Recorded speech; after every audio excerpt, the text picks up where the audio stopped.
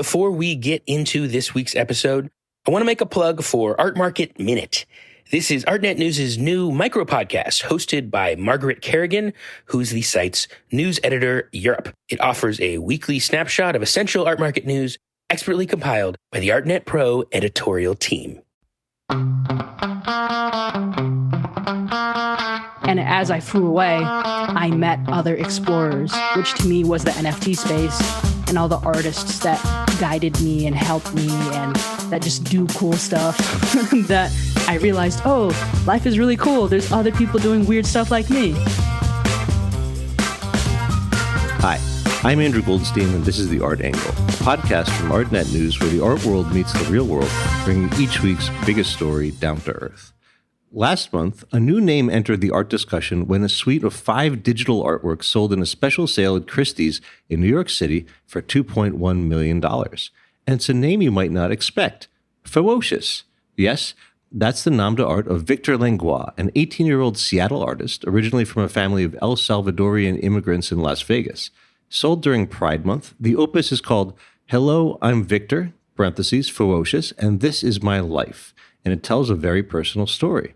Via Fewocious's signature bright colors, graffiti-like text, and distorted faces, the work is about, as Christie's advertised it, quote, the journey through Fewocious's teen years so far growing up as a transgender male in an abusive household. In fact, it turns out that the work served as Victor's coming out as trans to the NFT world, at the same time making him the youngest artist ever to be sold at Christie's. Just a year ago, Fewocious was selling paintings for $95 online and just beginning to experiment with NFTs. Now, he's made a reported $16 million and is the talk of the town. ArtNet News' chief art critic, Ben Davis, caught up with Fewocious about what has been a remarkable journey on many levels. Here's Ben.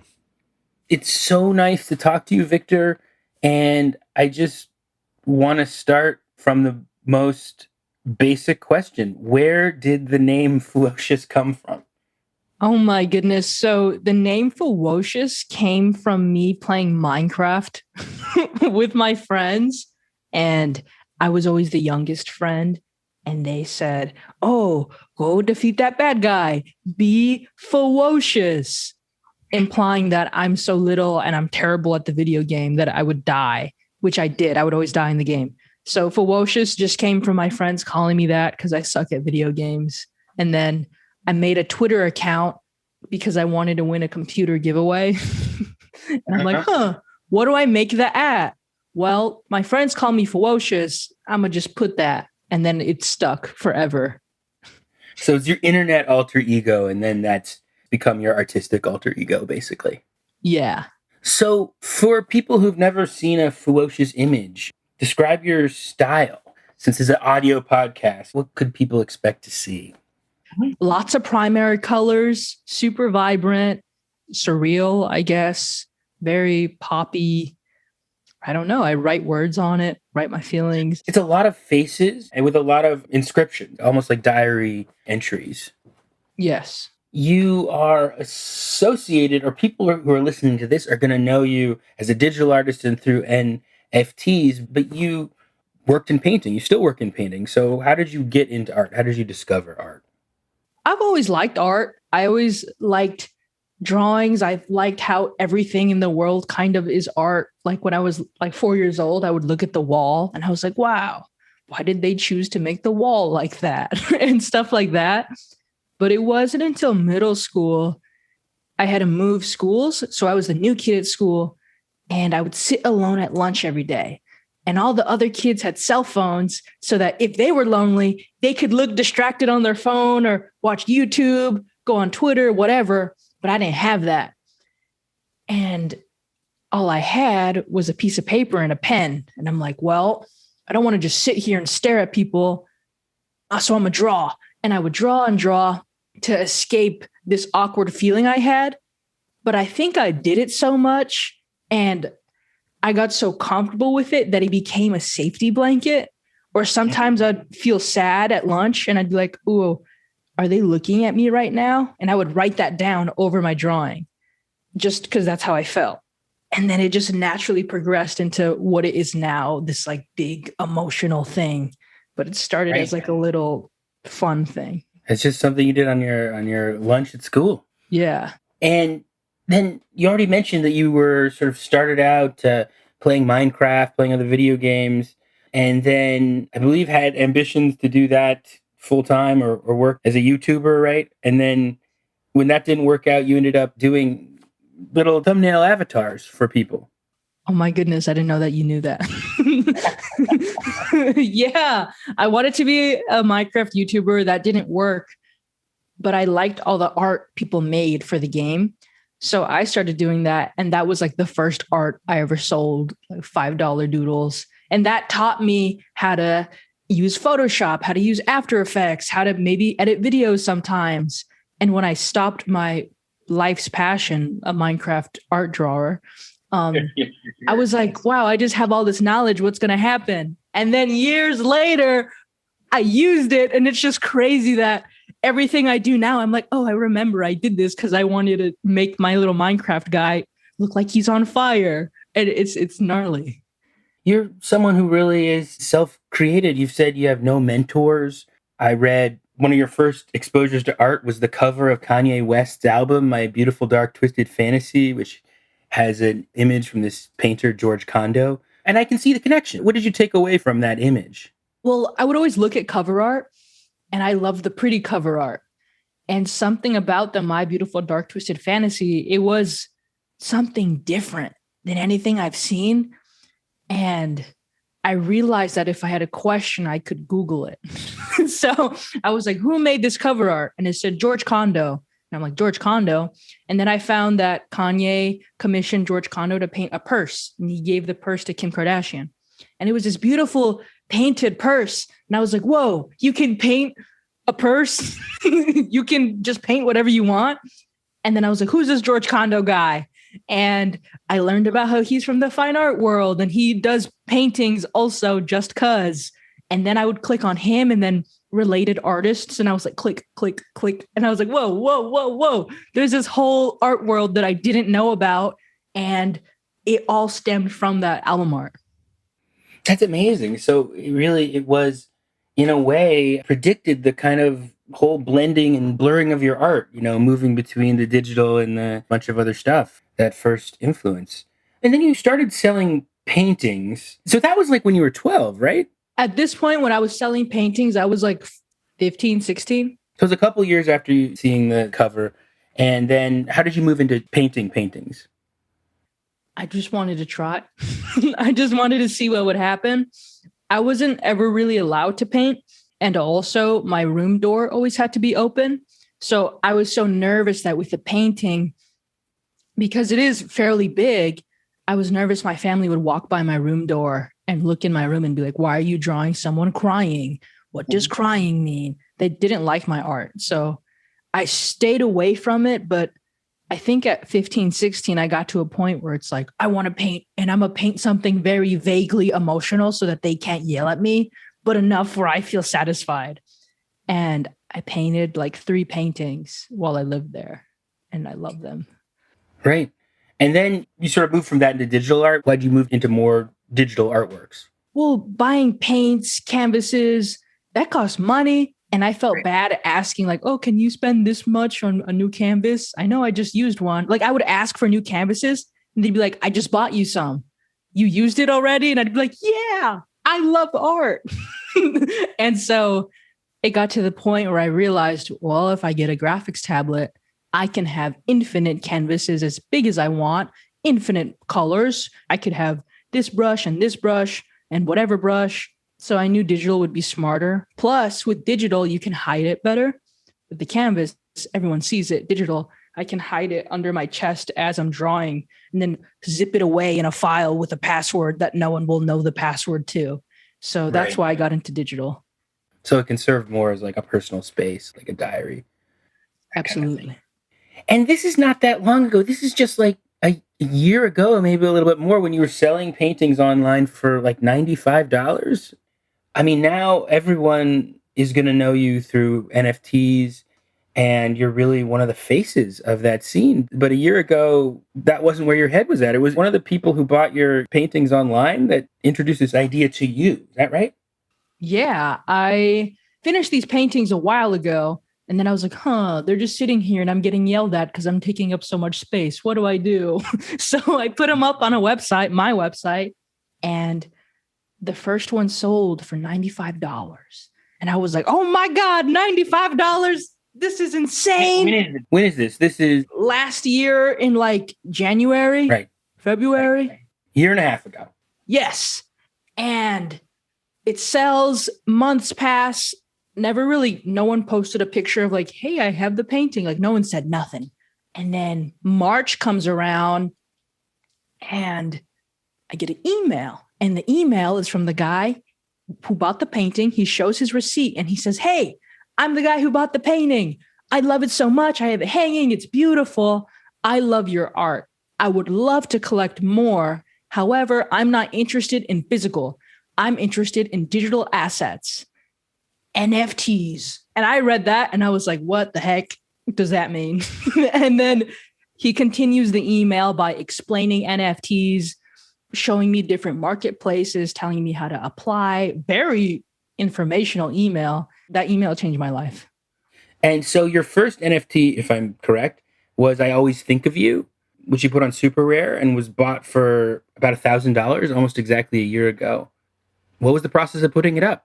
And what did that sale mean to you? I think I have other ones I put up before then, but that was my first sale. Putting it up was scary because, NFTs, you can sell your art online, just digital. And I was like, oh, what does that mean? Are they trying to steal the IP to my art, like my rights? How can you sell your art online? And I was nervous. So I spent like 3 days going on intense Google rabbit hole dives.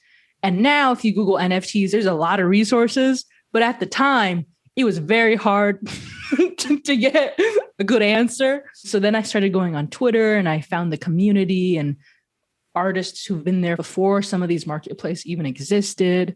So I would talk to them and learn from them. And uploading the art was actually really easy. It just said, you just go to like superrare.com/tokenize. And then it's very easy and you fill out forms. And I did that and it uploaded and it was on the blockchain. And I was just staring at it. And I was like, wow, stared at it for about like a week or 2 weeks. I set a list price for 4.5 Ethereum, which was $1,000 at the time. And it sold like the next day after I set that list price. And it changed my life. That's the most money I've ever made off of art. I've never had a commission that large, nothing that large. That was the most money I ever made. And seeing that, I was in a household where they didn't support who I am. They didn't support my art. And I wanted to leave. And to see that much money was like, oh my God, if I can keep doing this, I can move out one day. And that was life-changing. So yeah, I know that you've said that at 17, I made a roadmap, which is last year, right? and that you basically studied how other artists got attention and took notes on how other people found success. So what were your lessons? What was your roadmap? So January 1st, I turned 17 and I'm like, okay, I turned 18 in exactly a year. What do I have to do to make enough money to move out? And so I sat there and I wrote this plan being like, okay, go on Twitter, go on Instagram, look at the most popular artists. What are they doing? Go on YouTube. How can you spread your audience and the attention to you? So I started making videos where I would make like little commercials being like, look at the prints I'm selling. Oh, I made hoodies. Look at this. I started making clothes. I started making YouTube videos showing how I paint shoes, hoping that like a shoe company would see me painting shoes and be like, oh, we're Nike and we're going to hire this kid. And I would post at certain times and draw more relatable things with more relatable quotes that people could share, but still emotional in like a weird, dark way that was weird enough for it to still be me, but for people to share. And I would just be on Twitter all the time and not really sleep and just do anything I could to increase my chances of selling more art so I could move out. So then I guess another big moment as far as I can tell, is in September 2020. So just a little while after you started making NFTs, there's this crypto fund investor named Anthony Pompliano who announced that he and his partner were making a big bet on digital art. That's a quote from them. And in the same note, he wrote, "In my opinion, Fewocious is the best digital artist in the world." He also commissioned a portfolio from you, including a work called The Innovator's Dinner that features images of Steve Jobs, Walt Disney, Jay-Z, and Malala eating together in a tribute to Leonardo's The Last Supper. And a work from that portfolio was the first commissioned work ever to be sold on Nifty Gateway in December 2020. That's NYC Skyline. So that's amazing to me that this crypto investor, just a little while after you started doing this, declares you the greatest artist in the world and is like, I'm basically betting a lot of money on this. How did that commission come together? How did these investors find you? I was stunned. I remember that day when they found me. It was really random. One day, Pomp DM'd me. Pomp is the nickname of Anthony Pompliano. Yeah, Pompliano. And he said, hey, want to hop on a call? And I was so anxious. I've never done anything professional in my life. I am 17 years old. And I'm like, I tried my best. I was like, yes, I would. And we get on a call. And he was very honest and very nice and very supportive. He was like, look, I'm an investor and I have been looking at this space and I think it's the future for art, just what it is and how there's royalties and how you can track it, all this stuff. But most importantly, I look at your account and I think you have a great story. I think you're good at speaking and you're very charismatic. And I think that will help you a lot as your life goes on. And so I would like to commission you because I think it'll be a good investment and it would be fun to do these different topics like the NYC Skyline or the Innovator's Dinner. And so we did that. And it was so weird to hear someone else who was more well-known in the space that they believed in me. And I just felt so lucky, or I don't know. I was trying my best and normally no one ever really saw, but someone saw and I couldn't believe it. Yeah, that was awesome. Does it feel weird to have somebody who's saying that basically I'm interested in you, not just as an artist, but as like an investment? It made me feel really confident. I was like, I'm not going to let you down. I mean, with those works, with the commission, that was the first time I spent a month just sitting and working on a piece and doing nothing else. Because before it was like, I need to post every single day, get an engagement, get attention. And social media in a way like really affected my brain with art and working every single day. But with this commission, it was like, okay, for the first time, I have enough money where I can sit and do nothing but focus on intense research and figuring out color theory more and just doing whatever I want. And I think at the time that was my best piece, which was exciting. And then it taught me, oh, the longer you spend on something, it's better. And then I just started taking my time more. So, and then after that, things really pick up at the end of the year, November, December. There are a bunch of sales for like $25,000 for The Moment I Fell in Love and so on. And it's really with that money, if I understand it, that you basically, as soon as you turned 18, you moved out of the house and moved to Seattle. What's crazy too is the collector who bought The Moment I Fell in Love. His name is Eric Young. We had a call and he's like, I've seen you for a while, but I didn't choose to buy the art until then because I wanted to see how you treated the space and how you evolved. And it just blew my mind learning that now that people were seeing me. And when he supported me at the time, he had no idea what my family life was like. He had no idea all the things I was going through and all the hurt I was feeling. He just saw my art and believed in it so hard that he wanted to buy it for $25,000. And that was my biggest sale at the time. I think it was like a lot more than any other sale I've ever had. So I was like, whoa. And it was crazy. And then after that, the sales kept getting higher and I would cry. I was like, oh my God, I can move out and pay rent for like 6 months. Oh my God, I can move out and pay rent for a whole year. Oh my God, I can move out and get groceries and I can get a new computer that renders the animations better. And then those realizations kept happening. And then on my 18th birthday, January 1st, I had another drop. And that was my biggest selling drop ever. It sold for $340,000. And I was just mind blown. And then the next day I went on an airplane to Seattle and I was just on the airplane like, oh my God, that just happened. Through your art, you have found your literal own space. Yeah, it's amazing. I feel so much more free. Like with the Christie's art that I did, I used clay. And that's something I would have never been able to do before. I would have been way too nervous to paint or to use clay or to put glitter on something or make mess and use spray paint. Like I feel so much more free. And I think my art has improved so much. So in the last year that you've been making NFTs, has just seen the NFT field expand by leaps and bounds. I mean, your career so far pretty much tracks that directly.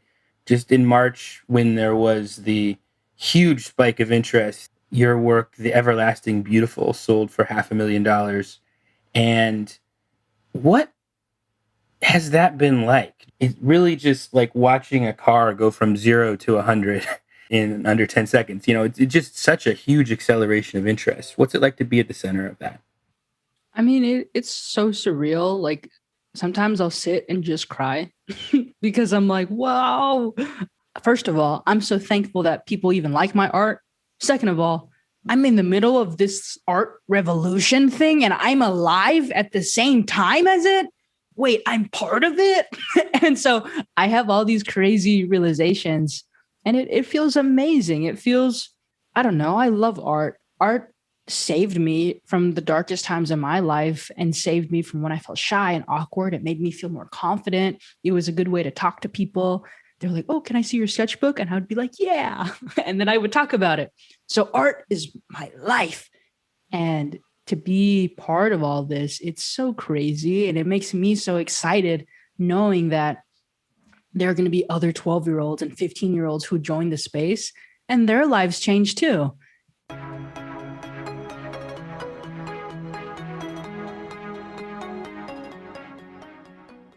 I guess that kind of brings us to this big event, this sale at Christie's that happened. And you're the youngest artist ever to have a sale at Christie's. How did this come about? Did they approach you with an idea for this? So my manager, Andrew, we were sitting and talking. He was like, have you ever emailed Christie's?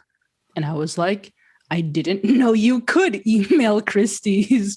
And he was like, we should email Christie's. And I said, okay. So he emailed Christie's just saying, hey, like, what's up? Asking questions. And within the hour, Andrew called me back and he's like, oh my God, they replied like instantly. And I was like, oh my God.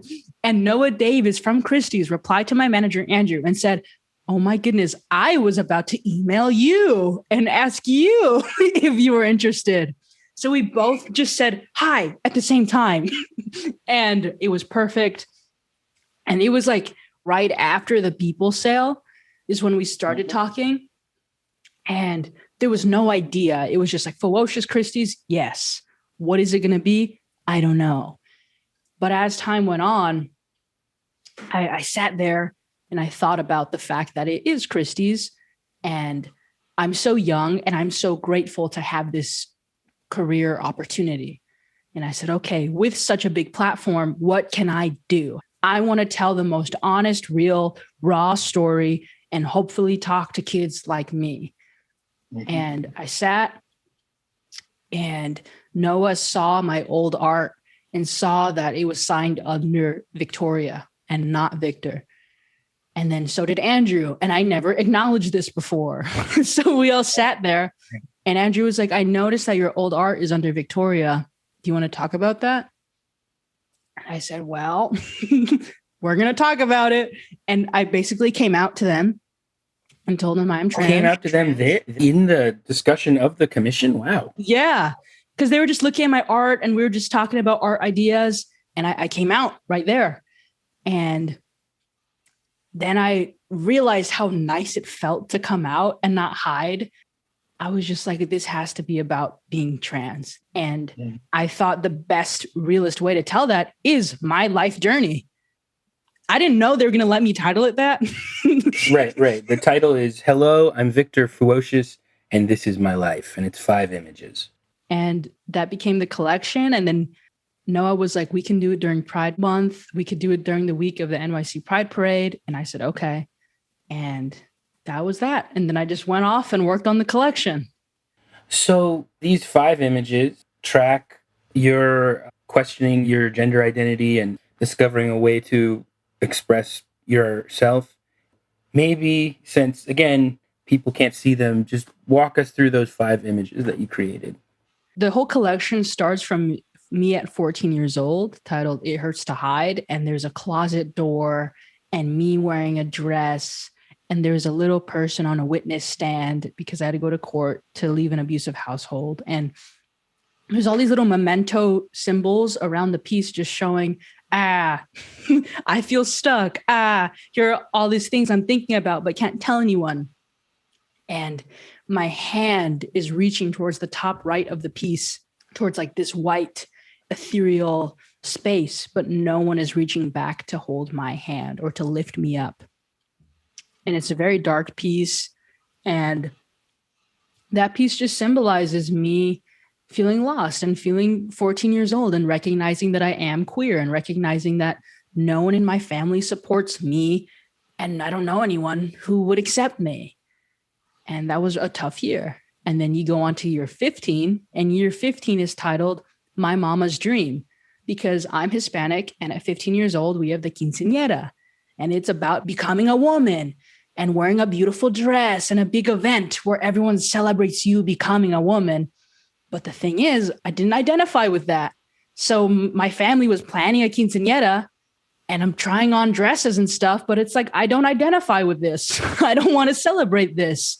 And that was a tough year. But in that year, because my family is so transphobic and would always tell me like, God made you how you are and stuff like that, I thought maybe something was wrong with me. Maybe if I try hard enough to be the perfect woman for my family, then maybe, I don't know, maybe they would actually love me more and they wouldn't yell at me so much. So I would act like super feminine. I would do my voice higher. And if you look at the piece, it's this big pink mask that's smiling, but it's a forced smile. And you can see wrinkles around the mouth, and the hand is holding a forced smile, and the mask is cracked, and it's cracking to blue that says Victor. And beneath the blue, you can see my true self holding up this fake mask as if it's like a kabuki theater play or something. And around the big, vibrant colors, there's black and white. And in the black and white, it's just sad thoughts that I was having at the time. We go to year 16, when a child feels lost.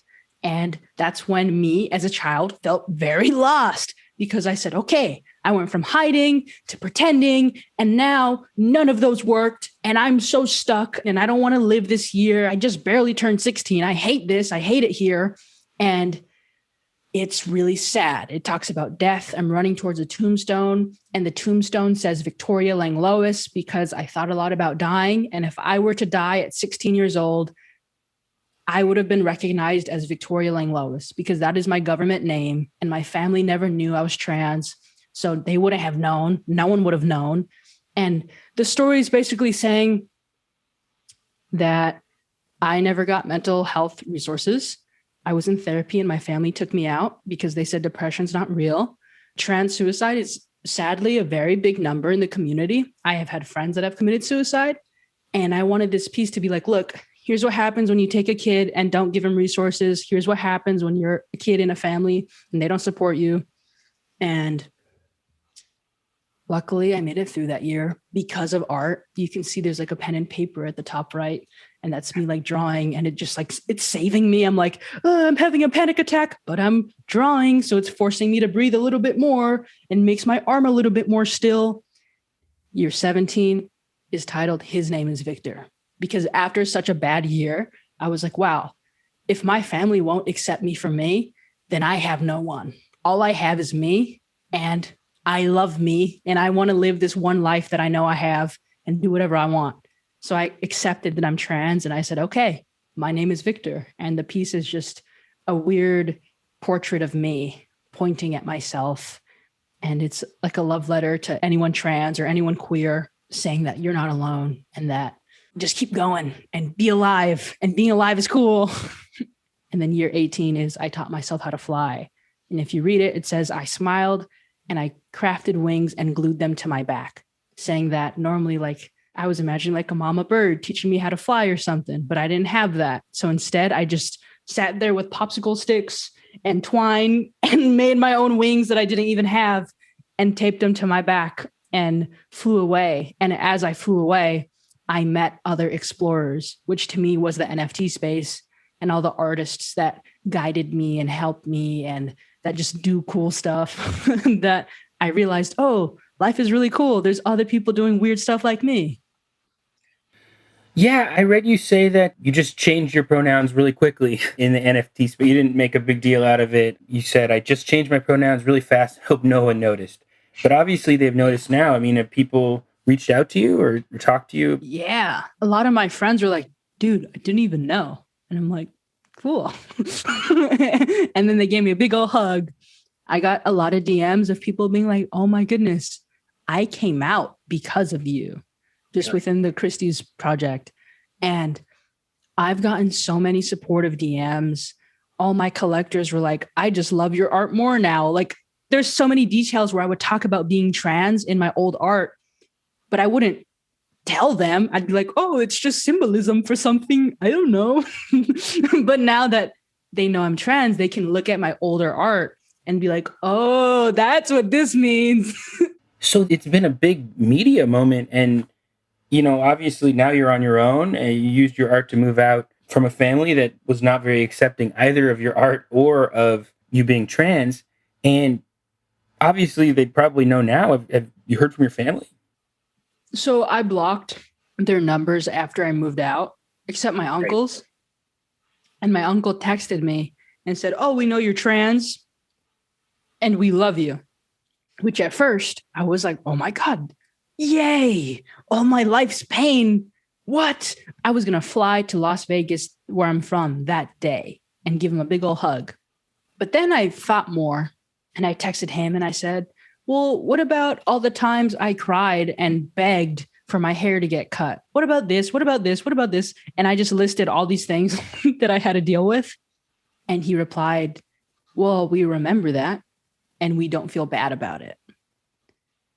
And then I stopped looking at flights and I blocked his number too.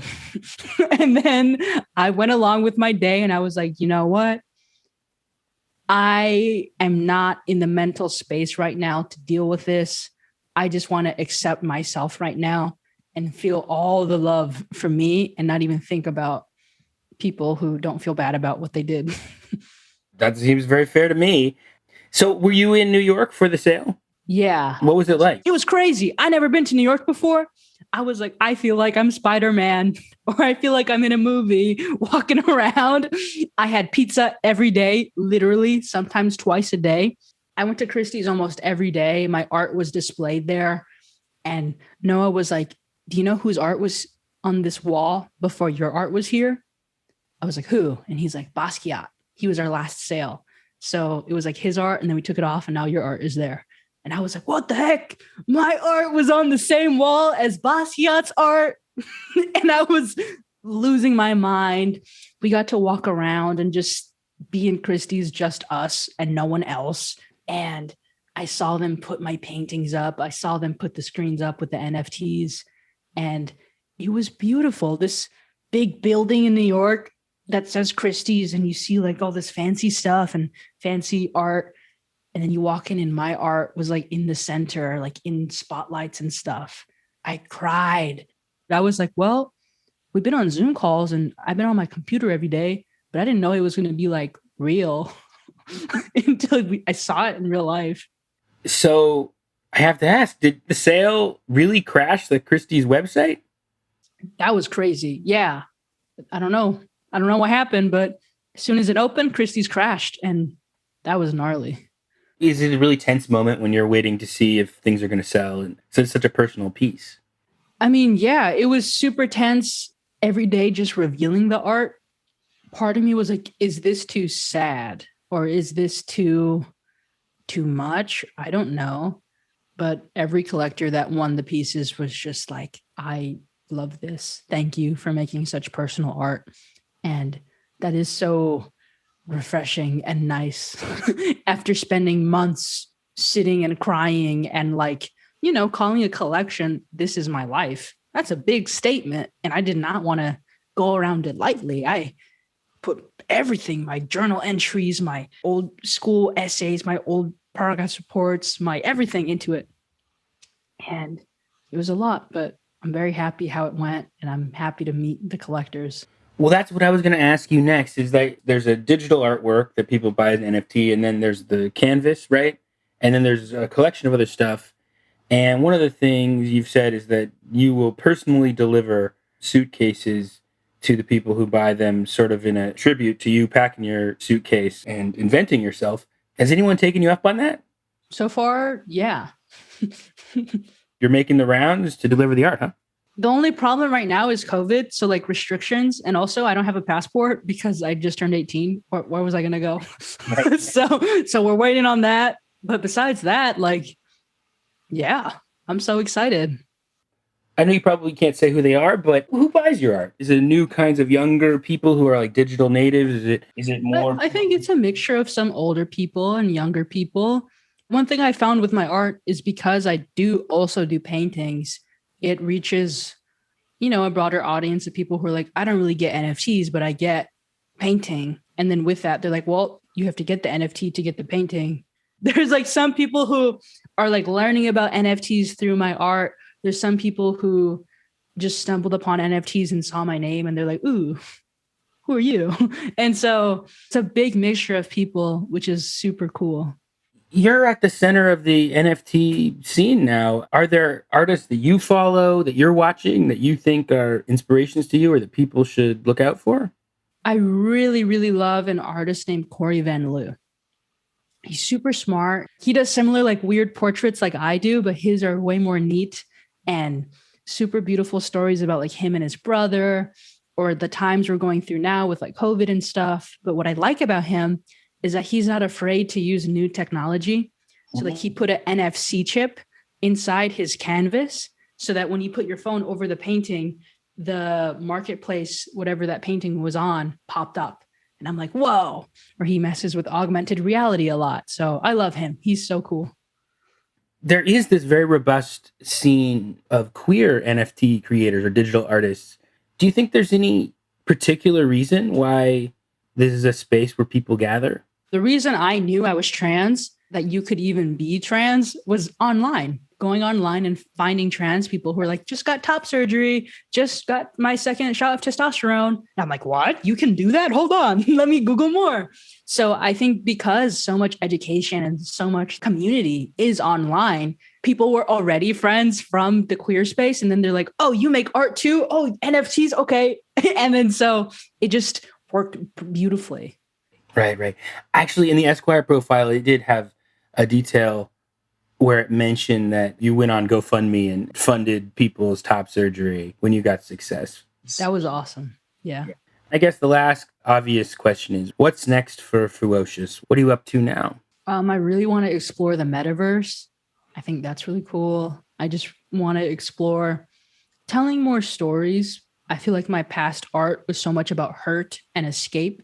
And now I want it to be about self-love. What does friendship mean? What does trust mean? What does growing up even mean? What do I mean? Like stuff like I just want to keep exploring stories that I've always been exploring. And with the NFT space, explore new mediums and ways to tell those stories. Awesome. It's such an honor to talk to you. Oh, thank you. Honor to talk to you too.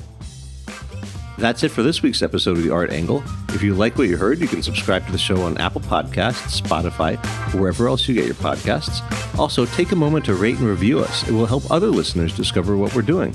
And if you have some feedback or maybe a recommendation for a future episode, go ahead and email us at podcast@artnet.com.